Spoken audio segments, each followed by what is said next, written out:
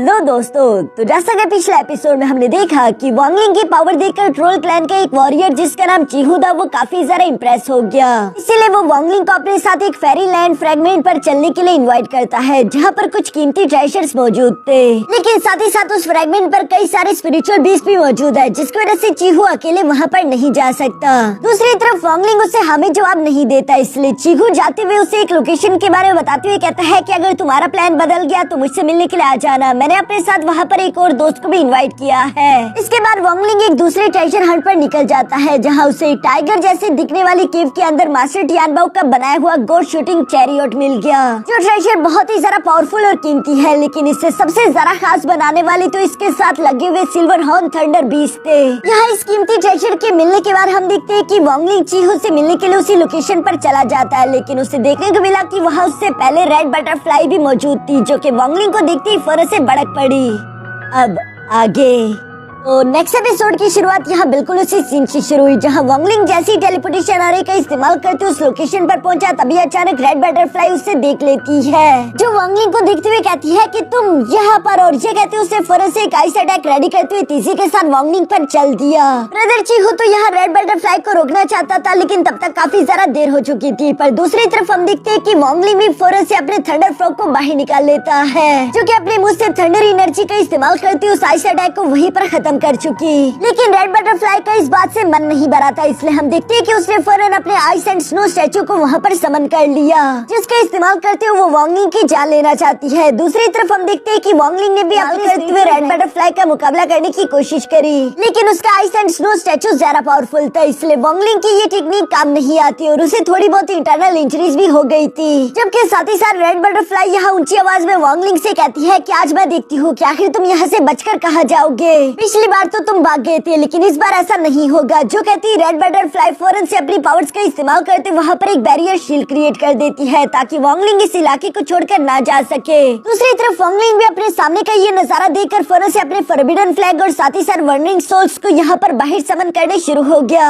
क्योंकि वो अपने मन में सोच रहा था कि रेड बटरफ्लाई की कल्टीवेशन मुझसे ज्यादा हाई है, जबकि साथ ही साथ उसका किलिंग इंटेंट भी मुझसे ज्यादा स्ट्रॉन्ग होगा। यानी कि इसका सीधा सीधा मतलब यही है कि अगर मैं सर्वाइव करना चाहता हूँ तो बिना किसी होल्ड बैक के मुझे यहाँ रेड बटरफ्लाई पर जानलेवा हमले करने होंगे। जो कहती वांगलिंग ने अपने फॉरबिडन फ्लैग की एक न्यू टेक्निक का इस्तेमाल किया, जहाँ पर हम देखते हैं कि वो फॉरबिडन फ्लैग के अंदर से फॉरबिडन फ्लैग स्पेयर बाहर निकालते हुए तेजी के साथ उसका इस्तेमाल करते रेड बटरफ्लाई की तरफ उसे थ्रो कर चुका। जो देखकर तो चीहू भी शौक होते हुए कह रहा था कि आखिर ये कैसे हो सकता है, ये लड़का तो अभी early stage of soul formation पर है, फिर आखिर ये इतनी खतरनाक मैजिकल पावर का इस्तेमाल कैसे कर सकता है। जबकि रेड बटरफ्लाई की कल्टीवेशन तो वैसे भी वांगलिंग से ज्यादा ही थी, इसलिए हम देखते हैं कि वो अपनी आइस टेक्निक का इस्तेमाल करते हुए वांगलिंग के फॉरबिडन फ्लैग स्पेयर का मुकाबला करती है, जहाँ पर हम देखते हैं कि वांगलिंग ने एक बार फिर से अपनी वही पुरानी चाल चलने की कोशिश करी। वो यहाँ पर रेड बटरफ्लाई के दिल में इमोशंस और डाउट लाने लगा, जहाँ वो उसकी फैमिली के बारे में और उसके पेरेंट्स के बारे में बात करता है। साथ ही साथ वो बताता है कि तुम कभी वफादार नहीं थी, तुमने सिर्फ अपनी ही लालच के लिए 4 फ्रैक्शंस को डिस्ट्रॉय किया और अब तुम स्नो लैंड को भी पीछे अकेले छोड़ चुकी हो।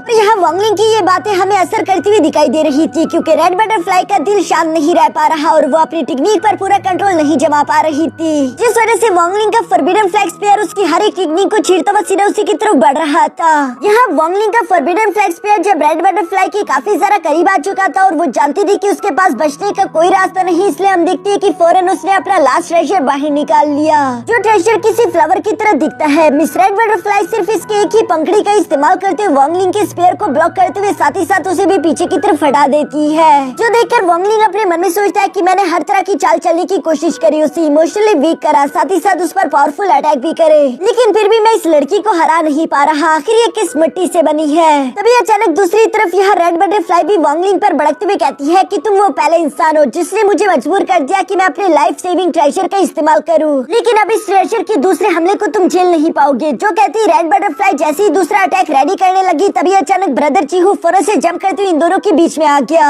जहाँ वो वांगलिंग से कहता है कि ब्रदर जेंगनी और साथ ही साथ रेड बटरफ्लाई तुम दोनों ही शांत हो जाओ। यूँ तुम दोनों एक दूसरे पर हमले नहीं कर सकते क्योंकि मैंने तुम दोनों को यहाँ पर इनवाइट किया है, तो जिम्मेदारी भी मेरी होगी। जिस पर वांगलिंग उसे जवाब देते हुए कहता है कि चीहू, मैंने ये लड़ाई शुरू नहीं करी थी, इसलिए तुम्हें शांत होने के लिए मुझे नहीं बल्कि उसे बोलना चाहिए। जबकि दूसरी तरफ रेड बटरफ्लाई तो अभी भी भड़कते हुए ब्रदर चीहू से कह रही थी कि तुम्हारा इस बात से कोई लेना देना नहीं है, इसलिए हमारे बीच आने की कोशिश मत करो और साइड हट जाओ। जो सुनकर तो दूसरी तरफ ब्रदर चीहू का भी ईगो हर्ट हो गया था। वो गुस्सा होकर फिर से अपनी डिवाइन सोल स्टेट को अवेकन करते हुए कहते हैं कि ठीक है, अगर तुम इस तरह से शांत नहीं होने वाली तो फिर मैं भी ब्रदर जेंग का ही साथ दूंगा, क्योंकि मैंने उसे यहाँ पर इनवाइट किया है और मैं उसके साथ किसी तरह की भी नाइंसाफी होने नहीं दे सकता। और अगर इसी फाइट के दौरान तुम मर भी जाती हो तो फिक्र मत करो, मैं मास्टर जी को इसकी भी एक्सप्लेनेशन देने के लिए तैयार हूँ। यहाँ रेड बटरफ्लाई देखती है कि एक तो उसके सामने ब्रदर चीहू फाइट करने के लिए तैयार होकर खड़ा हो चुका था, लेकिन दूसरी तरफ उसने देखा कि वांगलिंग भी अपने फॉरबिडन फ्लैग का इस्तेमाल करते हुए हेवनली कैस्ट्रोफी समन करने लगा है। क्योंकि ये हेवनली कैस्ट्रोफी थंडर काफी ज्यादा बड़ा और खतरनाक लग रहा था, इसलिए वो मजबूरन शांत होते हुए कहती है कि ब्रदर चीहू, होकर इस लड़की की जान बख्शने के लिए तैयार हूँ, लेकिन वो व्हाइट जेड कॉफिन मेरा होगा।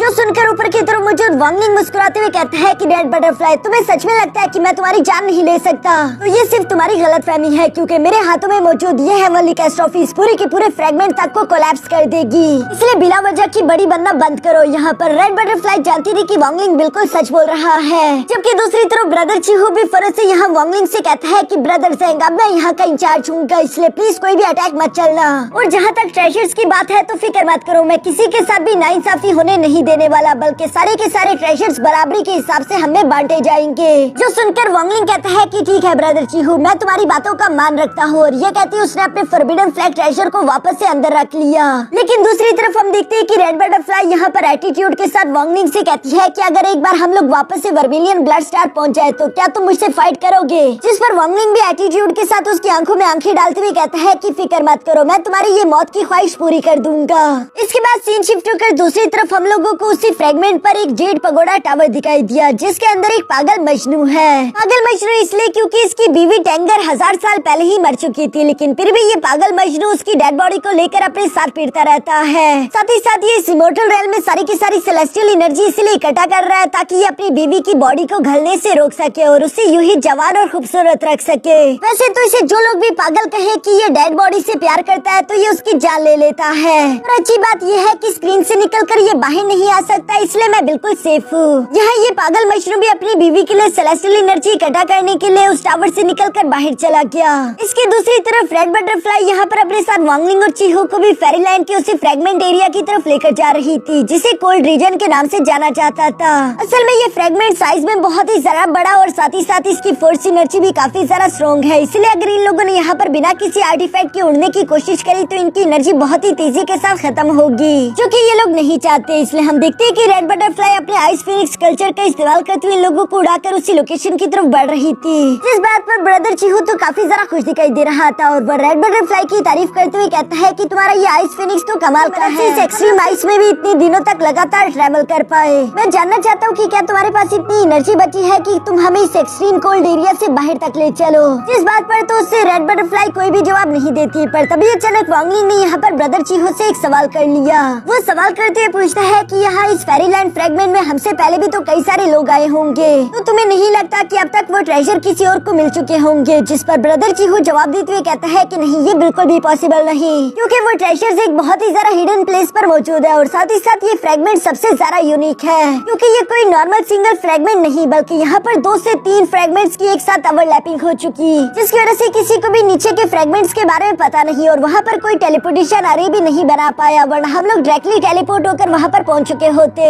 और हम लोगों को इतना ज्यादा ट्रैवल ही ना करना पड़ता। जो सुनकर दूसरी तरफ रेड बटरफ्लाई ब्रदर चीहू से कहती है फिर आखिर तुम्हारा एंसेस्टर वहाँ तक कैसे गया था? जो सुनकर चीहू से जवाब देते हुए कहता है कि ये मेरी ट्रोल क्लैन का एक बहुत बड़ा सीक्रेट है, जिसके बारे में मैं तुम्हें सारी डिटेल नहीं दे सकता, मुझे माफ कर देना, लेकिन मैं तुम लोगों को रास्ता बता सकता हूँ कि एक बार जब हम इस कोल्ड रीजन से बाहर चले जाए तो हमें अपने सामने एक बहुत बड़ा वॉइड दिखेगा। उस वॉइड को जैसे ही पार किया जाए तभी अचानक हम लोगों को यहाँ फर्स्ट लेयर ऑफ फ्रेगमेंट दिखेगी, जहाँ से हम लोगों को नीचे सेकंड लेयर में इंटर होना है। ब्रदर चीहू की ये सारी बातें सुनने के बाद हम देखते हैं कि रेड बटरफ्लाई बिल्कुल ऐसा ही करती है और कई दिनों के लंबे सफर के बाद आखिरकार इन लोगों ने कोल्ड रीजन को पूरी तरीके से पार कर लिया था। अब इसके बाद वॉइड एरिया की बारी थी, काफी सारा लंबा होगा, लेकिन यहाँ पर रेड बटरफ्लाई की सारी स्पिरिचुअल पावर एग्जॉस्ट हो चुकी थी, वो अब मजीद अपने साइज फिनिक्स को मेंटेन नहीं कर पा रही, इसलिए वो इन लोगों को नीचे की तरफ उतारते हुए कहती है कि मैं बस सिर्फ तुम लोगों को यहाँ तक ही ला सकती थी, मेरा काम यहाँ पर पूरा हुआ क्योंकि मेरी सारी की सारी स्पिरिचुअल एनर्जी एग्जॉस्ट हो चुकी है। अब आगे के लिए तुम दोनों कुछ प्लान करो, तब तक मैं अपनी स्पिरिचुअल पावर दोबारा से ऑब्टेन करने की कोशिश करती हूँ। जो कहती रेड बटरफ्लाई फौरन से वहीं पर अपनी एनर्जी रिकवर करने के लिए बैठ गई। दूसरी तरफ ब्रदर चीहू कहता है कि तुम्हारा बहुत बहुत शुक्रिया,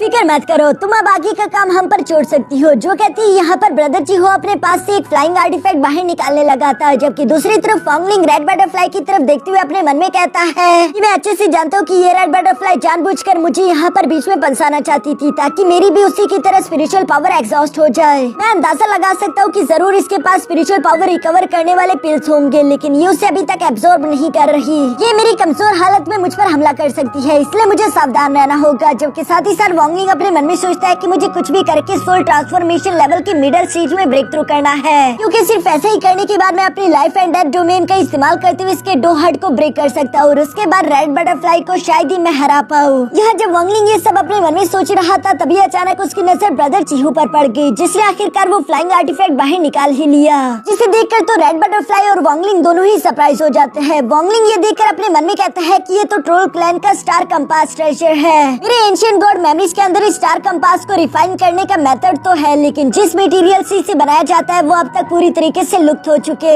इसलिए बिना उस मटेरियल की स्टार कंपास को बनाना लगभग नामुमकिन है। हैरानगी की बात है कि इतना सारा कीमती ट्रेजर यहाँ चीहू के पास आया कैसे। चीहू भी इन लोगों की मन की बात तो समझ गया था, इसलिए वो इन्हें बताता है कि नहीं, ये ओरिजिनल स्टार कंपास ट्रेजर नहीं है, क्योंकि ये एक डुप्लीकेट ट्रेजर है। अगर ये ओरिजिनल स्टार कंपास होता तो मेरी कल्टीवेशन पावर अभी तक इतनी हाई ही नहीं कि मैं स्टार कंपास ट्रेजर को पूरी तरीके से कंट्रोल कर पाता। लेकिन फिर भी मैं ये कहूँगा कि ये डुप्लीकेट भी काफी सारा काम का है। बेशक ये उस ओरिजिनल स्टार कंपास की कॉपी है, लेकिन फिर भी हम इस ट्रेजर का इस्तेमाल करते इस बड़े से वर्ल्ड के अंदर से ट्रेवल करके जा सकते हैं। यहाँ ये सब कंपास पर सवार हो गए थे, जहाँ चीहू रेड बटरफ्लाई से कहता है कि तुम आराम से बैठकर अपनी एनर्जी रिकवर करो, तुम्हें यहाँ पर कोई भी डिस्टर्ब नहीं करेगा। जबकि दूसरी तरफ वो वांगलिंग से मदद मांगते हुए कहता है कि ब्रदर ज़ेंग, मुझे तुम्हारा साथ चाहिए। मुझे मेरे एंसेस्टर्स ने बताया था कि ये वर्ल्ड बड़े बड़े डिजास्टर से भरा पड़ा है। आगे अचानक से हमारे सामने कौन सी मुसीबत आ जाएगी, अगर इसके बारे में हमें पता ना हुआ तो हम वक्त पर मोड़ नहीं ले पाएंगे। इसलिए मैं चाहता हूँ कि तुम यहाँ पर अपनी वर्निंग सोल्स का इस्तेमाल करते हुए सामने का रास्ता देखने की कोशिश करो और मुझे बताओ कि आखिर सामने क्या चल रहा है, ताकि किसी भी खतरे तक पहुँचने से पहले ही हमें उसके बारे में मालूम हो जाए। यहाँ पर वांगलिंग को भी ये प्लान काफी जरा अच्छा लगा,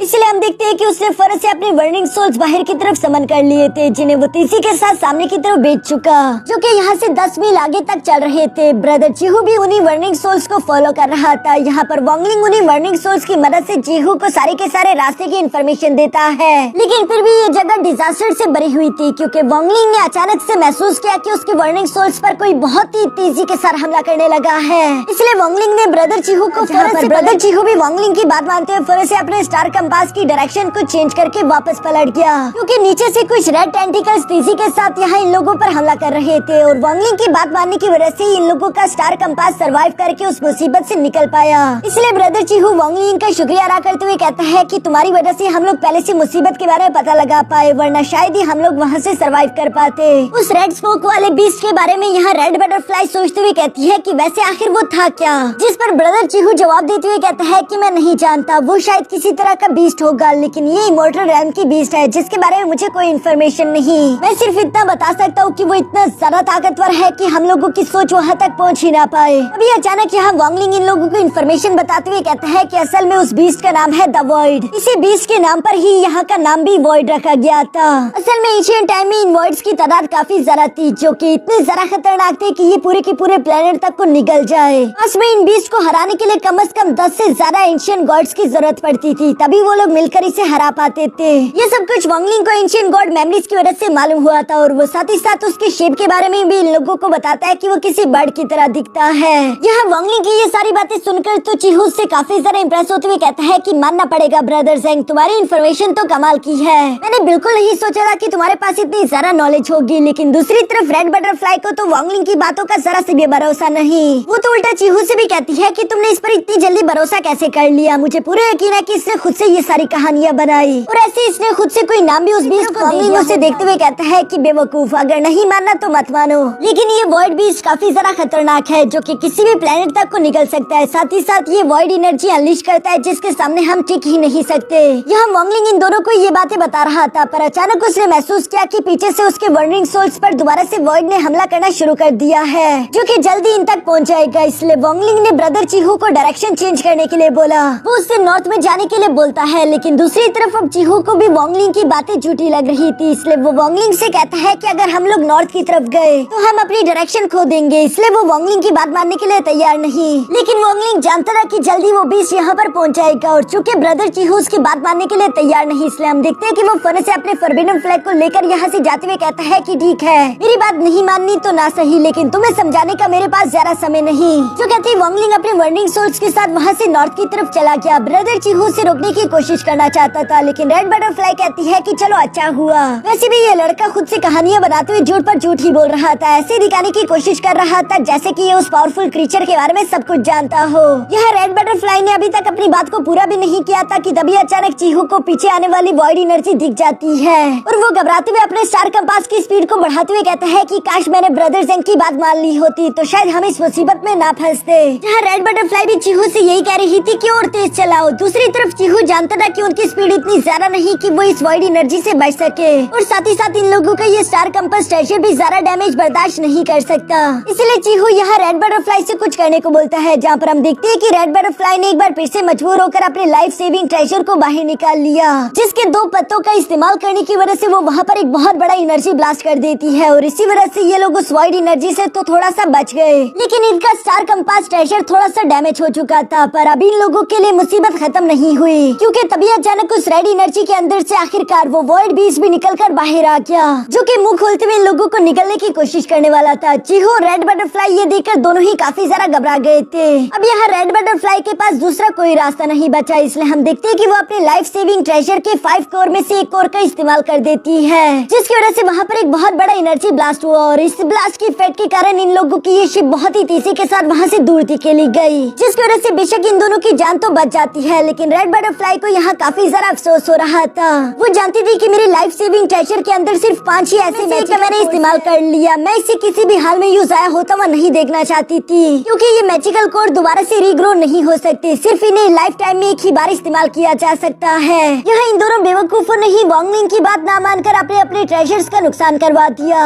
लेकिन दूसरी तरफ वॉन्गलिंग जिसने समझदारी के साथ फैसला करते हुए अपनी जान बचा ली थी। यहाँ पर ये दोनों भी काफी ज्यादा पछता रहे थे, इसलिए ब्रदर चीहू वॉन्गलिंग के पास जाते हुए कहता है कि मुझे माफ कर दो ब्रदर ज़ेंग, मुझे अपनी गलती का एहसास हो गया, आपसे तुम जो बोलोगे मैं बिल्कुल वैसा ही करूँगा ताकि हम इस खतरनाक जगह से निकल सके। जो सुनकर वॉन्गलिंग भी ब्रदर चीहू को माफ करते हुए एक बार फिर से उसे डायरेक्शन बताने शुरू कर चुका, जहाँ चीहू उसकी बात मानते हुए उसी तरफ बढ़ रहा था। साथ ही साथ वो अपने मन में कहता है कि मेरा स्टार कंपास ट्रेजर बुरी तरीके से डैमेज हो चुका है, मैं नहीं जानता कि आखिर ये ट्रेजर हमें और कितनी आगे तक लेकर जा पाएगा, पर उम्मीद करता हूँ कि ये हमें इस वर्ल्ड से बाहर तक निकालने में कामयाब हो जाए। इसके बाद नेक्स्ट सीन में हम देखते हैं कि ये लोग पिछले 10 दिन से लगातार ट्रैवल करते रहे। इन 10 दिनों के लंबे सफर में एक दूसरे के साथ बातें करते हुए इन दोनों की दोस्ती और भी ज्यादा अच्छी हो चुकी थी, लेकिन यहाँ वॉन्गलिंग देखता है कि उस स्टार कंपास ट्रेजर की हालत पहले से काफी ज्यादा खराब हो चुकी है, लगता नहीं कि ये हमें ज्यादा दूर तक लेकर जा पाएगा। और यहाँ इन लोगों की किस्मत काफी ज्यादा अच्छी थी, क्योंकि अचानक ही वॉन्गलिंग को अपने वंडरिंग सोल्स की वजह से वहाँ पर एक रेयर मटेरियल दिख जाता है, जिसे गोल्डन पर्पल स्टोन के नाम से जाना जाता है। इसे देखकर तो वॉन्गलिंग फौरन ब्रदर चीहू से कहता है कि तुम लोग यहीं पर मेरा इंतजार करो, मैं अभी वापस आया।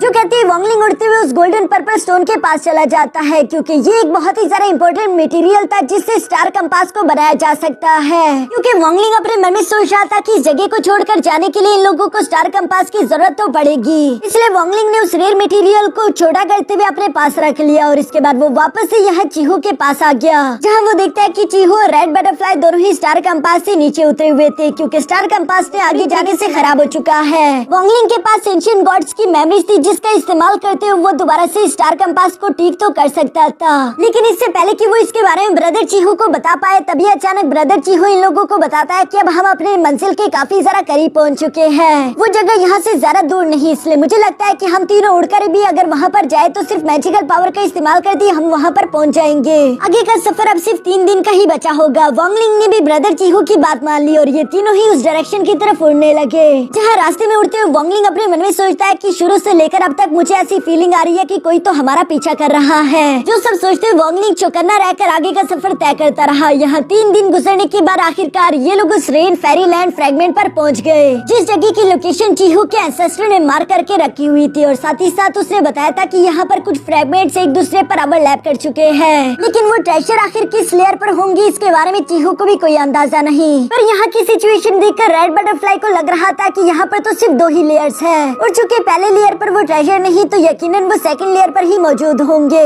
जिस पर चीहू जवाब देते हुए कहता है कि हाँ, हमारे एंसेस्टर ने 3rd लेयर के बारे में भी बात करी थी, लेकिन यहाँ पर कोई तीसरा लेयर दिखाई तो नहीं दे रहा, इसलिए ये तीनों उम्मीद करते हैं कि यकीनन वो ट्रेजर्स यहाँ सेकंड लेयर पर ही मौजूद होंगे, जिसकी वजह से इन लोगों ने तेजी के साथ नीचे की तरफ जाना शुरू कर दिया। जहाँ इन लोगों के जाते साथ ही अचानक हम देखते हैं कि वो पागल मजनू भी यहाँ पर पहुँच जाता है, जो कि अपनी बीवी को याद करते हुए कहता है कि फिक्र मत करो टेंगर, लगता है कि जल्दी मुझे और सारा सेलेस्टियल एनर्जी मिलने वाली है जिसे लेकर मैं तुम्हारे पास आऊंगा। लेकिन दूसरी तरफ वांगलिंग, चीहू और रेड बटरफ्लाई जैसे यहाँ सेकंड लेयर पर आए, अचानक इन लोगों को अपने सामने का नजारा देखने को मिला कि वहाँ पर तो कुछ भी मौजूद नहीं, सब कुछ गायब हो चुका है। वो जगह पूरी तरीके से खाली थी, वहाँ पर तो किसी ट्रेजर का नामो निशान भी नहीं है। सबको ही झटका लगा था, लेकिन यहाँ रेड बटरफ्लाई चीहू पर ही भड़कते हुए कह रही थी कि तुम तो कह रहे थे कि यहाँ पर हम लोगों को जेड कॉफिन और जेड सोर्स मिलेंगे, पर यहाँ पर तो कोई भी ट्रेजर नहीं, क्या तुम हमें बेवकूफ बना रहे थे। दूसरी तरफ वांगलिंग नीचे की तरफ जाते हुए अपने मन में कहता है कि चीहू यकीनन झूठ तो नहीं बोल रहा था, शायद जरूर यहाँ पर कुछ न कुछ अनएक्सपेक्टेड हुआ होगा। वांगलिंग रेड बटरफ्लाई से भी कहता है कि लड़ने झगड़ने का कोई फायदा नहीं, लड़ना ही है तो कोई काम की चीज करो, जो कहती वांगलिंग वहाँ पर अपनी सर्च शुरू कर चुका। दूसरी तरफ चीहू यहाँ पर इन दोनों को समझाते हुए कहता है कि प्लीज तुम दोनों मेरी वजह से फाइट मत करो, मैं समझता हूँ कि ये सारी की सारी मेरी ही लापरवाही की वजह से हुआ। जो सुनकर रेड बटरफ्लाई ने कितना कीमती ट्रेजर गवा दिया, बताओ कि आखिर तुम मेरे इस नुकसान की भरपाई कैसे करोगे, क्योंकि ये सब कहते हुए रेड बटरफ्लाई काफी जरा गुस्से से भड़क रही थी। दूसरी तरफ वांगलिंग यहाँ पर इस पूरे के पूरे फ्रेगमेंट को स्कैन कर रहा था, जबकि चीहू रेड बटरफ्लाई से कहता है कि मैं अपनी गलती को एक्सेप्ट करता हूँ, मैं जानता हूँ कि मैं तुम्हारे नुकसान को पूरा तो नहीं कर सकता, लेकिन हमारा ट्रोल क्लैन जितना कर सके वो तुम्हें इसकी भरपाई जरूर करके देगा, मैं अपने वादों का पक्का इंसान हूँ। यहाँ पर चीहू जब ये सब कह ही रहा था, तभी अचानक वांगलिंग उससे कहता है कि चीहू मुझे लगता है कि यहाँ नीचे एक तीसरा लेयर भी है, जिसे किसी तरीके से नजरों से छुपा कर रखा गया और उसका दरवाजा जरूर यहीं पर ओपन होगा। वांगलिंग ये सब कहते हुए नीचे पानी की तरफ देख रहा था, जबकि बाकी के दोनों भी उसके पास आ गए। तभी अचानक वांगलिंग को पानी में दिखाई दिया कि ऊपर से एक अटैक उसकी तरफ बढ़ रहा है, जिस अटैक के रिफ्लेक्शन को देखते ही वांगलिंग फौरन वहाँ से मूव करते हुए साइड पर हट जाता है। ब्रदर चीहू रेड ने उस अटैक को डॉज तो कर लिया, लेकिन उस इफेक्ट के कारण हम देखते हैं कि इन दोनों को थोड़ी बहुत इंटरनल इंजरीज हो चुकी थी और ये तीनों ही हैरानगी के साथ देखते हैं कि आखिर इन लोगों पर ये अटैक किसने किया था, जो कि कोई और नहीं बल्कि वही पागल मजनू है, जिसे देखते ही चीहू पहचान गया था कि ये तो 5 एलिमेंटल सेट का ज़ावी है। और यहाँ इसी के साथ हमारा ये एपिसोड यहीं पर खत्म हो गया।